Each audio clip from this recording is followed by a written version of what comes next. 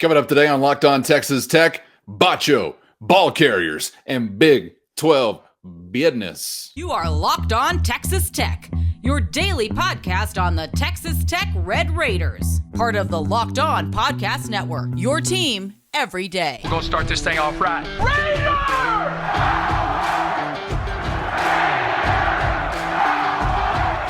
Everything runs through Lubbock. Thanks for joining us again on Locked On Texas Tech on the Locked On Podcast Network with the only Chris Level. I'm Casey Cowan. Thanks for making us your first listen on YouTube or anywhere you get podcasts. Always appreciate you being out there. And Chris, after we spent some time talking football on yesterday's episode, we knew we'd be back in that realm today, but the basketball god said, nope, you will immediately be back in a hardwood frame of mind, because we had some interesting news yesterday on the Texas Tech hoops front. I don't know if it's wholly unexpected or anything like that. With coaching turnover, I don't know if anything can be ruled out, as far as potential moves. But Daniel Batcho has entered the transfer portal, and he becomes the latest Texas Tech freshman with a lot of potential that will not realize that potential in a Texas Tech uniform, I don't guess.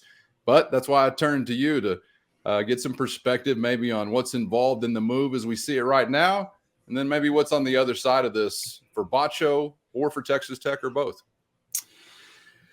Yeah, any of these guys leaving or entering the portal is not necessarily going to surprise me. There's not a one of them that it's not going to be like, oh, man, I'm just absolutely shocked that this would happen. But this one, I don't mind saying this one stings, because I think he's a piece that you would have liked to have kept or built around. I think when he's right, he's really good. And I think there was two different versions of Daniel Batcho this year. There was non-conference, and then there was the conference version. The non-conference version was very, very good. The conference version was a bit all over the place and injured and not near as good, but you're talking about a player with multiple years of eligibility left, and somebody that I think on the defensive end of the floor is an asset. And I think he was at the press conference with Coach McCaslin, and so, which I was hopeful about, that he would opt to stay here. What I don't know is, he's used his one-time exception to transfer here from Arizona with no penalty. And so does he get a waiver? And if so, is that granted? Because I think there's a possibility that he may have different information. And if so, then I'll be wrong. But I think there's a possibility he could have to sit a year if he does indeed transfer. But if he gets a waiver, then obviously he would be eligible immediately. But I believe he's used up his one-time freebie, if that makes sense. But can I ask you a question really quickly about that waiver? Because I've read some stuff, it seems like here recently, that's pointed towards maybe the NCAA or some leadership kind of wanting to tamper down on some of the free-willing waivers here or there. Do you get any feel for, odds lessening or growing compared to some recent years? Yeah, so the reason that the NCAA basically came in and said we want to give everybody, hey, all these waivers, and it's just a mountain of paperwork. There is no deadline. We'll get to it when we can get to it. I think that they would more often than not grant the waiver, but it just took a while. I mean, a perfect example is Kosai Eldridge. As we sit here and talk, we're still waiting on the results of that, and they couldn't tell you if they'll know, tomorrow or if they'll know 2 months from now. I think at some point, somebody like Kosai Eldridge will have to go, okay, I've waited long enough. I haven't heard anything. I've got to make a decision about my life and what right. direction that goes. But so, with that in mind, the NCAA basically comes in and says, we don't want to deal with this anymore. So, you know what? We'll just say everybody they can transfer wherever they want one time. And that way it removes a lot of this off of our desk. And we don't get criticized for, denying a waiver or the time that it takes, whatever. It just removes a problem from the NCAA's desk. Yeah. But what you have here is let's just say that Daniel Batcho had an issue with Mark Adams or had an issue with somebody on the staff, and the way things went down, a coach was, suspended and then ultimately either stepped down, asked to step down, fired, whatever. The point remains the same. Could he file a waiver on the grounds of mental anguish, mental health issues, or whatever because of everything that he endured? Yeah, I mean, very possible, and right. it's very possible he could be granted such a waiver. So, but that's that's what you're dealing with, and then like the Lamar Washingtons, the Elijah Fishers, they can go anywhere without penalty right now. Right. No problems. The Davion Harmons, the Jalen Tysons, the Demarion Williams, the Kerwin Waltons, the Daniel Batchos. I may have missed somebody there, but they've all used up their one-time freebie, so they would have to either go through a waiver process or, in fact, sit out a year. So that's what I could tell you there. But ultimately, to wrap it up, like on that topic, it basically suggests to me, because Fardal Zamak, I don't think we have any plans on him being in a Red Raider uniform anymore. Kevin O'Banner has graduated. Daniel Batcho is now in the portal. At the top of the list for Grant McCaslin will need to be some size. Yes. Multiple players that can play the 4 and the 5 spot. And Robert Jennings in the portal as well. Yep. So, you had 4 guys that kind of man the 4 and 5 spots this season for you. And they're all either have graduated or are in the portal. So that is definitely something that he will have to try to replace. And that's easier said than done. Oh, yeah. Everybody wants the same thing. Yeah. Somebody there in that front court to be patrolling the paint, but at the same time be versatile. And Texas Tech has really made a lot of hay on some of those types of players over the last half decade to a decade. When you think of guys like Santos Silva, you think of Owens, certainly, even going back to like Zach Smith. I mean, some of those guys that can, and it was a different era then, so not so much asked to do the same things defensively, but who was out there at the top of the key playing D when you're trying to knock off number 1 in Waco a season ago in the final seconds? It was your 5. Credit to him to be able to do such a thing. But yeah, it's easier said than done. Chris, they may come knocking on our doors to ask the Twin Towers of Locked On Texas Tech maybe to man that 4 and 5, because these elbows are still sharp. I ain't got any taller, but the elbows are still sharp, and I got the want to. Yeah, I think they might be in trouble if they make that request. But nowhere to go but up. I give them a few trips up and down the floor, but that's going to be about it. Hey, I just saw, I think also yesterday or maybe a couple days ago, our old buddy Russell Chewa got back into the transfer portal. There's some size. Do we still have his number in the Rolodex? Yeah, I mean, Vlad Goldie. I mean, it's just amazing how many bigs have come through here, and they don't have a long shelf life. Even the ones that were successful were barely here, like Tariq Owens, as you mentioned, even Marcus Santos Silva as well. But that is top of the shopping list, I think, for Grant McCaslin on trying to build your roster again, because if you're going to be really good on defense, you have to have rim protection, you have to have rebounding, you've got to have versatility with that if you're going to kind of switch on defense, because you've got to be willing to have an athletic enough of a player that can, at least hold his own in a one-on-one situation with a guard that's got the ball in his hands. And those are very difficult to find. And there's just very few guys that are like a Zaire Smith that was a bit of a unicorn from the standpoint of Zaire Smith was a freshman, but he could guard anybody on the floor 1 through 5 and do it pretty darn well. And those types are, but you can't really build your team around those types. But that was a draft pick there. I just give you that example, but he was a bit undersized, but strong and could jump and athleticism off the charts. So Yeah, we'll kind of see what else comes our way as far as the portal goes. But these kids have kind of waited patiently, and maybe there's conversations that haven't necessarily been what they wanted to hear, or it's Coach McCaslin's decision. Either way, and it doesn't mean that Daniel Batcho or Robert Jennings or Elijah Fisher couldn't return here. In fact, in some ways, I'll be surprised if you don't get somebody that's in the portal now to stay here. But Yeah. they can now be contacted by everybody in the country. Yeah. So still remains interesting stories with all of these guys that have, for the time being, I guess, left the realm of Texas Tech, but they could be back. So don't want to turn out the lights on anyone as far as paying attention to some of these guys. But if it wasn't at the top of the list, is being bumped near the top of the list, that shopping list, that is, for Grant McCaslin. Talk about some front court size and trying to rebuild something there defensively. And by the way, NCAA, what are you doing? Your entire existence day to day is to justify your desk, and you're trying to get stuff off the desk. You clear the desk off, all of a sudden somebody's going to realize you don't need a desk. What are you even here for? Why do you have an office? Brother, the mission is justify your desk at this point in the NCAA's existence. You want stacks of manila folders to be piling up. So I think you may want to reverse that course.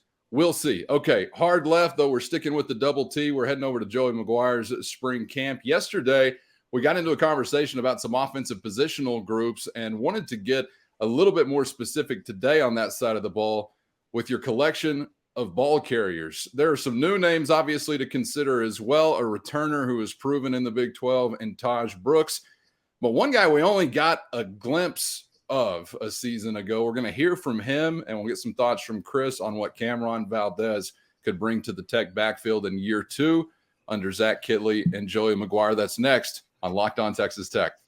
But first, today's episode brought to you by America's #1 sportsbook, FanDuel. And with the NCAA tournament on and popping right now is the perfect time to get busy, get signed up, and get started with FanDuel. And right now, new customers are in a prime spot to be on the receiving end of that no sweat first bet. We're talking up to $1,000 back in bonus bets if your first bet don't bank, baby.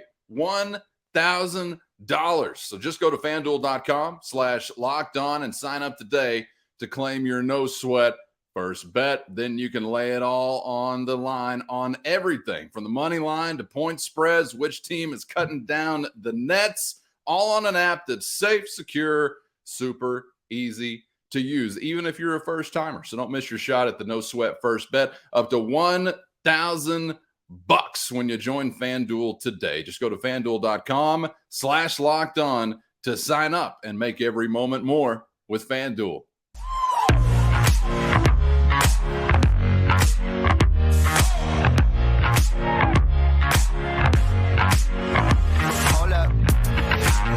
I was glad to have you along for the ride on Locked On Texas Tech on the Locked On Podcast Network.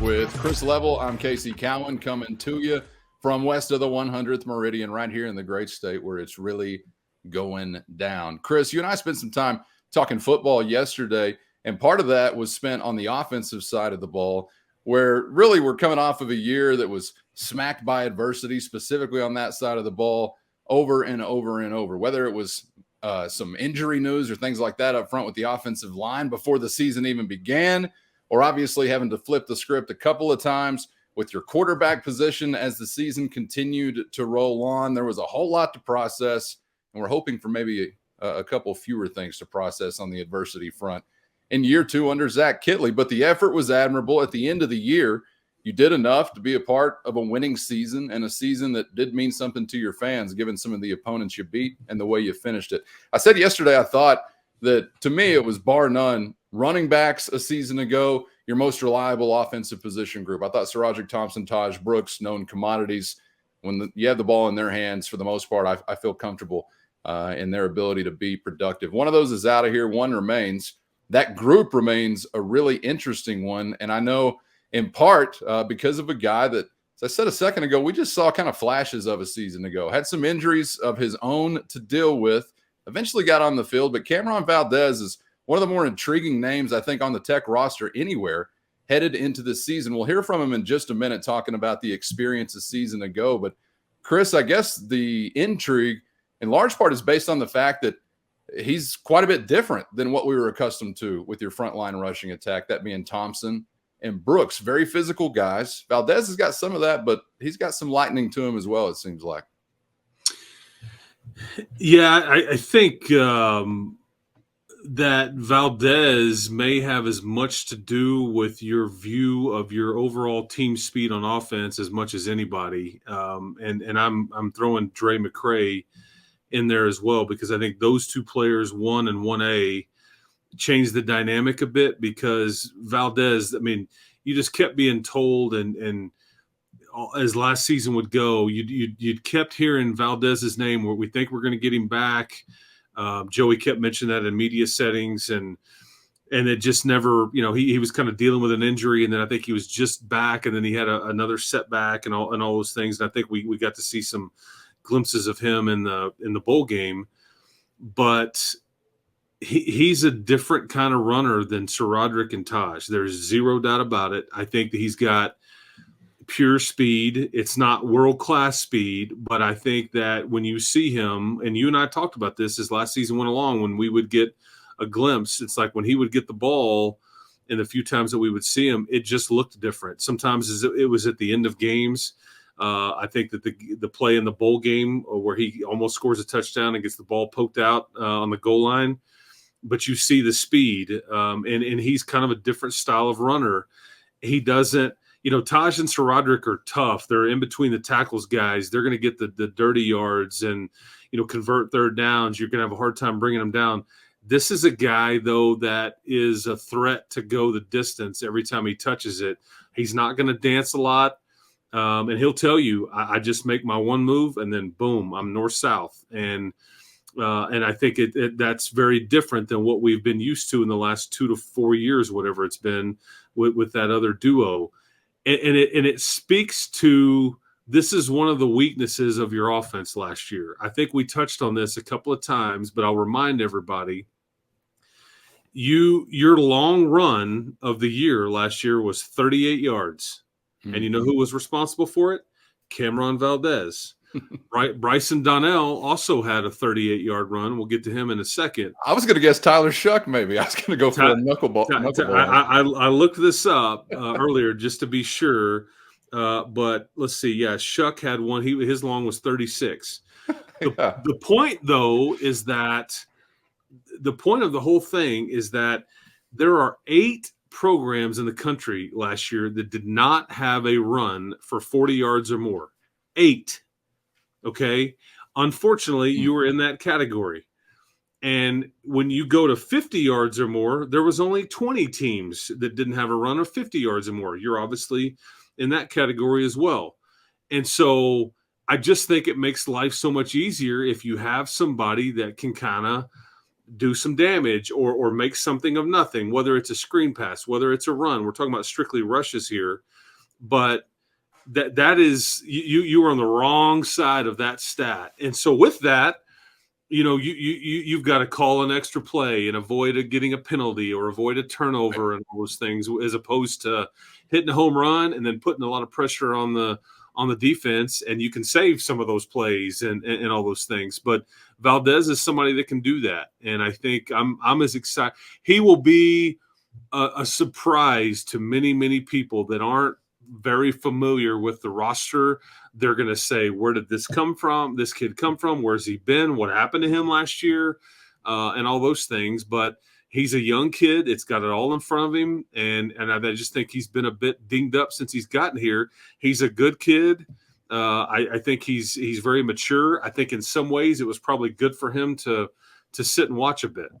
Yeah, let's take a listen to Cameron Valdez, pride and joy of Rockdale, Texas. Was a 4-star recruit. He was not unknown to the football universe a couple of years ago in the class of 21, had Power 5 offers all over the map. So an exciting time if we're getting near that time of seeing him in more of a full-time role and maybe with a chance to blossom on the field for Texas Tech. But, of course, last year, as I mentioned, adversity was clearly a part of his season, and he spoke this week on the impact that had on not only his present, but probably his future as well. Being out was good for me from a learning standpoint, from learning from Taj and Saradric. They gave me two different looks and two different backs to kind of take away from with the passing, running, everything. And I feel like that kind of gave me another step ahead while being back, just to grow my game.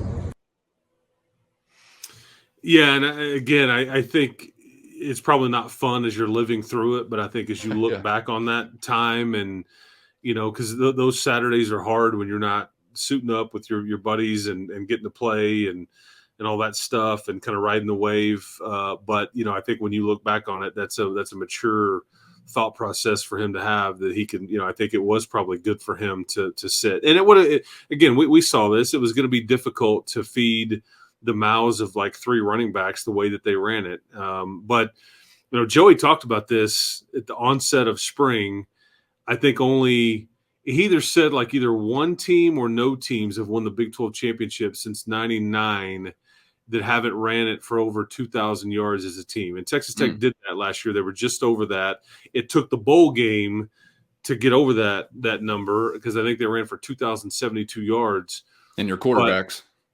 Well, yeah, absolutely. It wasn't just a running back conversation. Correct. But I think that they know, and Zach, people think that he just wants to throw it sometimes and this and that.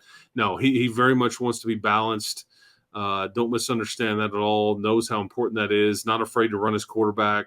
Not afraid to run it on fourth down or third down or whatever it may be. But, Cameron Valdez is a name to know for sure. 3 quarterbacks gave their lives for that 2,000-yard mark. We lost a lot of good men out there.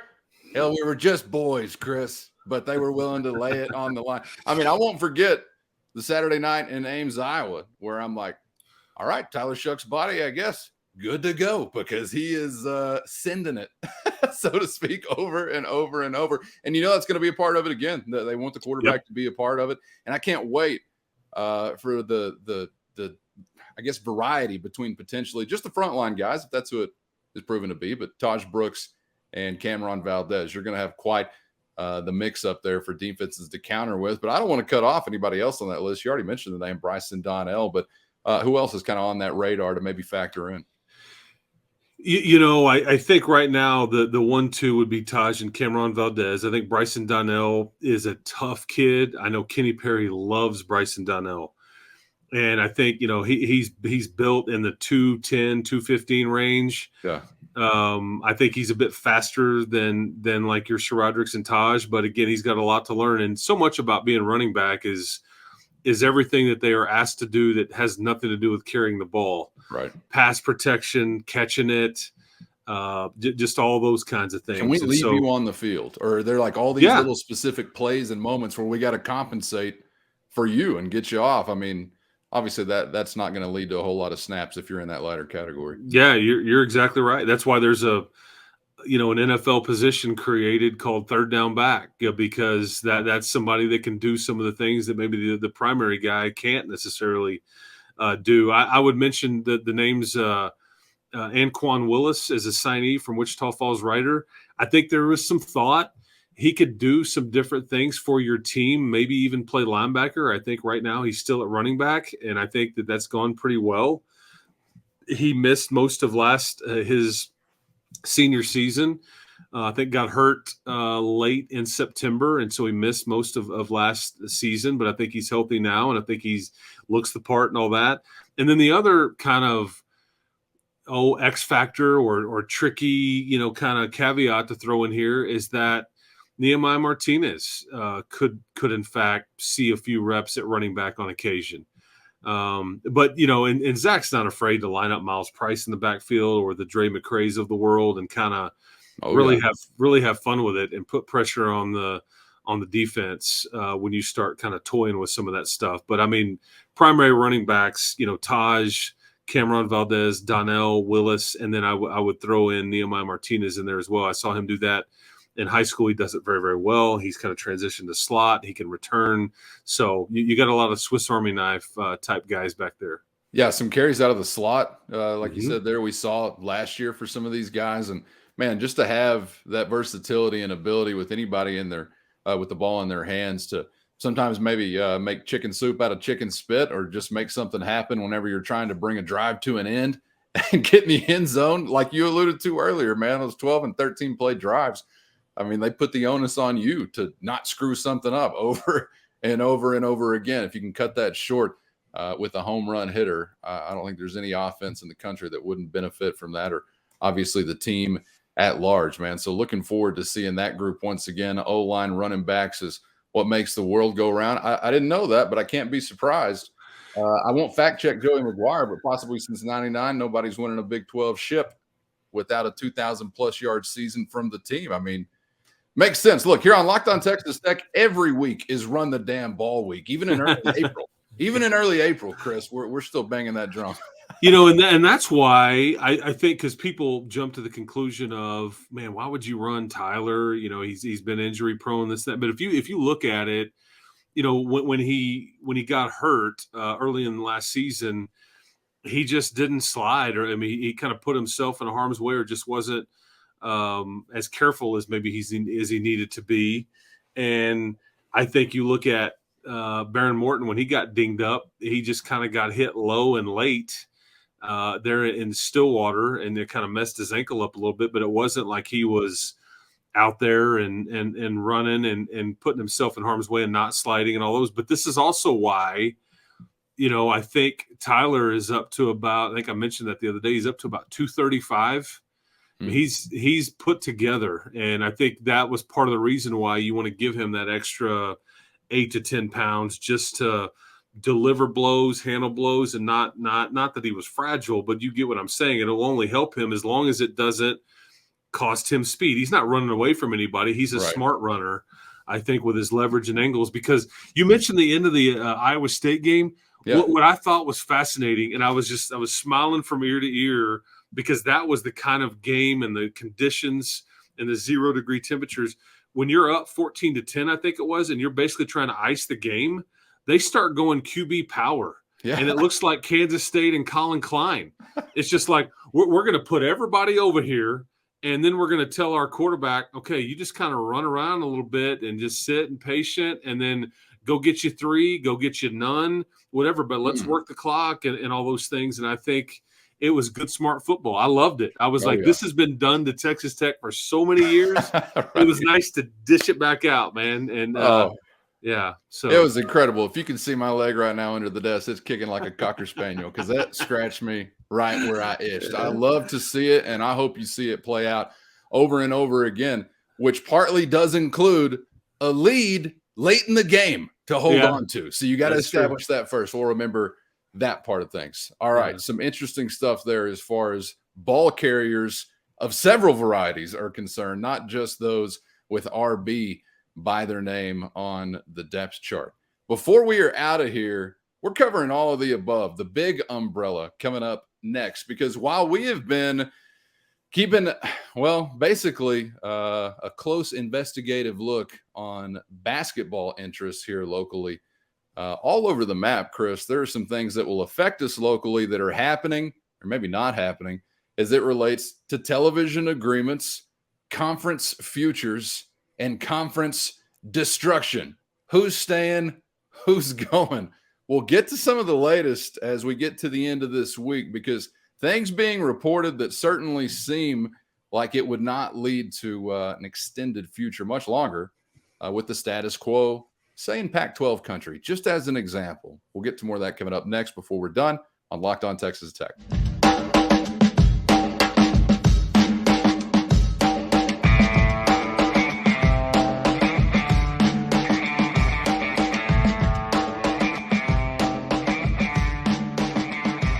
Locked On Texas Tech, your first listen on YouTube or anywhere you get podcasts. With Chris Level, I'm Casey Cowan, wrapping up today's episode with some thoughts from the left coast, Chris, because as it seemed like, I think to you, I, and several others, some writing has been on the wall as it relates purely to numbers and monetary advantage or disadvantage for the Pac-12 conference, the Big 12 conference, and so many across the country in that former realm, Power 5 categories that are trying to maintain some pace now that the Big 10 and the SEC really positioning themselves to break away. The Big 12 somehow, some way, seems like they have solidified their standing, and clearly you've got now a commissioner with a new television agreement and so many other things that make your situation seem well beyond tenable, hopefully profitable and lucrative in many years moving forward for member institutions. But for the Pac-12 conference, Chris, there have been so many things said and reported. Either way, as it seems like there's water carrying in media circles, a journalist carrying water for powerful interest. I know that's a difficult thought to process for anyone out there, but the latest round of reports this week, man, suggesting, again, just more horror on the television front for the Pac-12. One report you and I saw this week, I think from CBS Sports, Dennis Dodd, suggesting that maybe the most recent television agreement offer would indicate that you may have at most only 50% of your conference games on a linear, i.e. network platform, whether that be cable or over-the-air networks. That ain't good. I think the Big 12 agreement is something like 70% at minimum, 70% minimum, 50% maximum. You get the difference here? Not good things for the Pac-12 conference. And I don't know, man, I'm getting a little bit of an itchy trigger finger here, I think, if I'm some of those with other options. Yeah, they are 14 months away from their media agreements expiring. And that's unheard of in this business. It's not really, nobody's ever redlined it like this before. That's why it continues to be written about. It continues to be speculated on. And you're starting to get people that are antsy or speaking with a lot of bravado and confidence. Oh, we're good. Whatever. But it's elicited a lot of conversation, emotion, and articles like the one we're kind of talking about here. But I think there's a lot of smart people in this business and in the industry that have kind of been able to nail down this group's not involved, this group's not involved, this group may be involved just a little bit. And I think the premise, for the Pac-12 decision makers is essentially, they've got to figure out what is most important to them. And that may not be the same for everybody. And two, they may not get what is most important for them, or they may have to make a move. Because if getting the most money is most important for them, they probably can go get more money than the Big 12, but you're going to have the argument of if a tree falls in the forest, kind of argument. And it's just, you kind of, it's hard for your brand to be built when it's largely a streaming platform. I do think there is enough money if they piecemealed it together where they could eclipse the Big 12 deal, but that's not necessarily the goal. It's trying to get the most money while being seen by the most people. And I don't know if that option right there is necessarily on the table if a lot of these folks are right that are heavily involved in the TV industry, because it's about recruiting, it's about building your brand, and it's not just about athletics. It's about, because we all know that, teams have a NCAA tournament run, or they have a good football team that increases enrollment. Students are interested in it. They want to become a part of it. And if you are cutting your nose off to spite your face because most of your stuff, you got to get through 3 parts of the menu on your remote controller just to find the game, that you lose a lot of that. Those are just the facts. Or otherwise, everybody would be on all streaming. So, but they're not. And I think Brett Yormark kind of, was playing chess a bit and kind of got in the front of the line and, soaked up a lot of that inventory. And so that's why, the Foxes or the ESPNs aren't near as interested, if any at all, on some of this stuff. And, it's going to be interesting. And I think it's pointed out in the article. I don't want to be long-winded, but it's pointed out in the article. How close do the dollar figures have to be for them to go, okay, we're close enough, we'll take it, And, I think the Big 12 is getting like 31.6 is kind of the dollar figure. That doesn't count NCAA tournament or Big 12 tournament or bowl games or college football playoffs. That's just strictly your media rights stuff. But, are they willing to go, okay, we'll take 25 per year. We'll take 26 per year.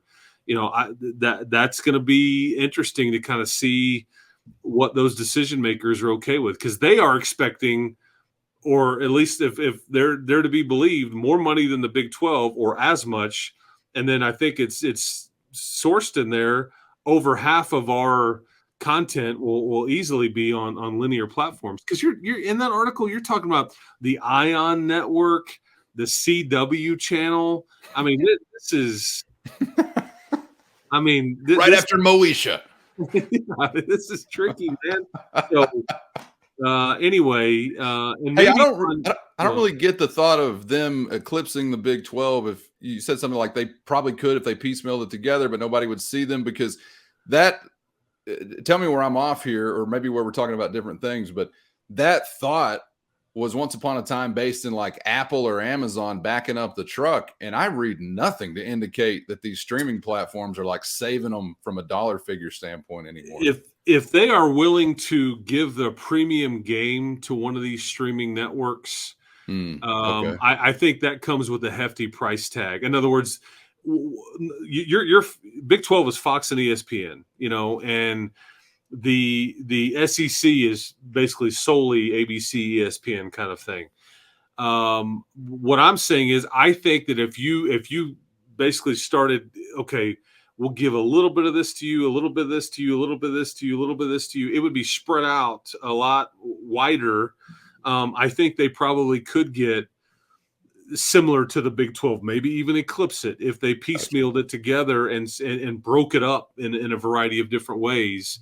It would just be really clunky and you wouldn't know where anything was. I can't imagine that anybody would be okay with that. But again, if their main concern and the top of their list, let's make the most money we possibly can, unless we're just, these people talking about all this are just completely off, there's no way for them to do that without doing what I just described. And you're sacrificing your future. You're looting the treasury while the nation is going down, basically. Yeah, I mean, there's no long-term vision there.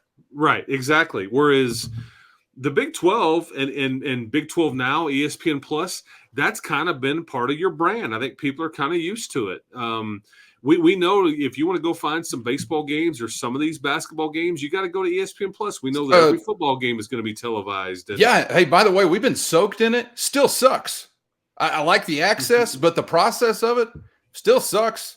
I mean, it's not like something that just everybody is out there just flipping through my Big 12 Plus channel or my ESPN Plus Right. channels.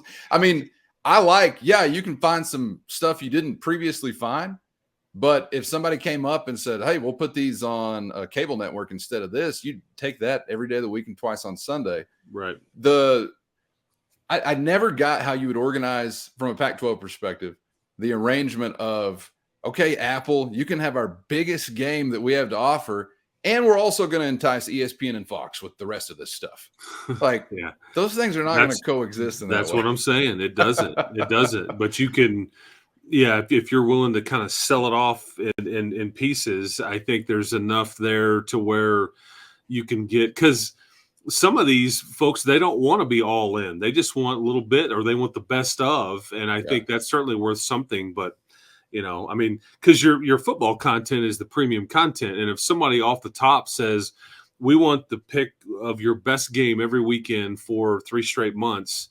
Okay, now what do I have left to sell? Well, I've got some second tier football games that we can sell, but after you sell those off, I mean, there's not a whole lot there that is very valuable when you're talking basketball and baseball and all the different other sports. So I'm just saying, you got to maximize what that football content and maybe some basketball can bring you, but it's not like we're talking about a big, strong brand anyway. So we say all that to say, keep an eye out. Don't assume. I know there was a lot of bravado coming out of these decision makers from Arizona State, Utah, and all that, and a month ago or so. But that seems to be kind of calmed down now, and nothing has happened. They were hoping for mid-March on a TV deal. Guess what? Didn't happen. So and even the presidents, chancellors, et cetera, of these universities have got names on their paychecks that they've got to visit with at some point and satisfy. And look, the dollar is where the rubber hits the road, whether you are gender studies, biology lab, or the defensive tackle. everyone is affected by what's happening with your athletics department, specifically your football program, the entire university. So I think, yeah, the bravado is expected from some of those maybe in bow ties who don't have televisions in their living rooms, and good on you for reading. Reading is fundamental. But I would say that that's just kind of the part they play early on in these conversations, I guess. And I wouldn't be so damn gleeful about the destruction of the Pac-12 if they hadn't been just such consistent dickheads as it relates to the rest of us not in the Pac-12 conference. So I will celebrate your destruction, and the rest of you that are not destroyed with it should just be thankful that you got a life raft somewhere. Is that too harsh? and I'm gonna give you some insight here in that I learned this recently. This surprised me. I think that, San Diego State has very much been in the news. I think it's no secret that maybe the Big 12 over the last year has kind of explored that as an option, an expansion option. We know that the Pac-12 maybe very recently has kind of said, hey, what do you think? So I think the Aztecs are a little more in play, and their Final Four run does not hurt. Okay, losing in the title game, but the program that has actually been very receptive to the Big 12 conference that hasn't gotten any play at all, and I was kind of not really very high on this as an option, but if they are interested, you take them and don't ask twice, and you absorb them, and you again, and I think that you wonder if that is enough to sink the Pac-12 ship or not. It doesn't matter. You're crazy not to add them, and that's Colorado. Colorado has been very receptive to what the Big 12 has been talking about, discussing. I don't know if they are ready to jump per se. I just know they've been very their ears have been, and they've been willing to talk and listen and engage. And I think that is worth noting because, again, geography, brand with Dion there. I just think that, the Denver market, if we want to play that card, I mean, I think that is a program that if you could, and again, any of those four corner schools, any of them that give you a yes, you say, done, let's move on. If anybody else wants to come with, yeah. I'm glad you bring that up, and I know we're running long, but I wanted to mention this because you just said that, and that was kind of contrary to what I was thinking, actually, about any of the four corners. I almost feel like it's been kind of glossed over who is additive and who is dilutive to the Big 12 conference among those four. I don't think they're all four equally additive. I do think ESPN and Fox know who is and who isn't. But are all four maybe close enough, or are they just outright additive, Chris, really, when it comes to the cash pool? Because I know that's, at the end of the day, I think, where most of these decisions have to be made. Are you helping yourself, or are you just cutting off another chunk of the pie? Does that make sense? Yeah, I think so. But I think I just think that these are schools that, with their brand and location and the money that it comes with, I think this also bridges a gap of some sort to potential Gonzaga. Okay. Yeah, I think that, anybody of the four corner schools, that allows you to continue to talk about the Gonzagas, the UNLVs, maybe the San Diego States, and expanding. Again, I think that Brett Yormark is looking off into the distance, trying to project and trying to play the long game and the big picture here. And he's done enough due diligence out there to know that it's probably not smart for us to stay at 12 teams, right? Which is what you're going to be after next year and Oklahoma and Texas depart. And so you're trying to add as strong as you can, the brands that are out there. And if Colorado wants to say yes, or one of the Arizona schools or whatever, and again, you could take Colorado and everybody else in the Pac-12 could stay the same, and they add San Diego State, and away they go. I'm not suggesting that you're going to destroy the Pac-12 conference if just Colorado says yes, But I think that, again, you're better off with them in your league, big picture, than you are without, in my opinion. I mean, I think that's somebody that would be good to grow old with. And again, I haven't been high of the four corner schools. I would say that Colorado brings you the least because they've been terrible at football. Basketball has kind of not been great. But if Dion gets that, I mean, this is a school that just put, I think they've sold out their spring game. They're going to put 45,000 people in the stands at their football spring game. Right? I didn't see that. Yes. It's kind of been a sleeping giant. All for Dion. And he may turn it and then leave. So you don't do it based on a coach, just like Right. Mark Few with Gonzaga. However, I just think that, I just haven't seen the Colorado thing kind of mentioned a whole lot. And no, it's just among that group, but it's not like the leader or like, hey, they're the most in play. I agree. You don't see it because if you notice, go back to that 3 or 4 weeks ago, whenever I think it was the Arizona and Arizona State and the Utah, either chancellors or presidents, they kind of started doing some interviews and they started doing some articles with some news writers and things like that. And they were fairly verbose with what they said and felt fairly confident and felt, Brett Yormark's a salesman and all that stuff. Unless I missed it, you didn't hear anything coming out of the Colorado camp, not one bit. And I think that is, with what I know or what I've heard, I think that's very telling to me, that they were just kind of sitting over there. And I'd be willing to bet that years ago, if they know what they knew now, Colorado would have never left the Big 12. But again, what's done is done. The Texas albatross, I don't know if that could have ever been bridged, but Colorado, Texas is gone. Come, it's safe for you now. They can't hurt you. What am I kidding? They can still all hurt us, but they're on to do their best to destroy their third consecutive conference. They're not here anymore. Colorado, it's safe. Come back. I didn't think I was going to end the show this way, asking Colorado to come back, but it's an old Big 8 member. It's an old Big 8 member. They fit in perfectly with the Oklahoma States, the Iowa States, the Kansas schools.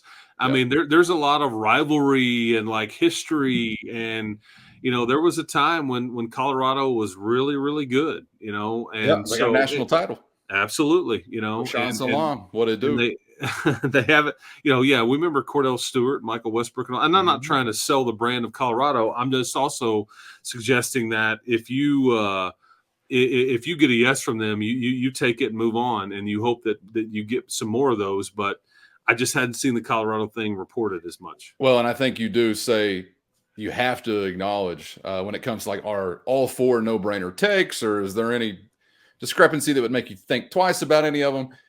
With what you're talking about there with Brett Yormark and what he wants for the Big 12 conference, you would say, do you want schools? Yes. Okay, well, here's the feasible options of those who are on this level and then these other levels. And right now, feasible, whether geographic or any other reasoning, is the four corner options. That's it. I mean, I think as far as what's left geographically and for every other variety of reason, I feel like a fool even mentioning geography in this day and age when it comes to conference realignment. But you get the idea. Yeah, but I think this is one.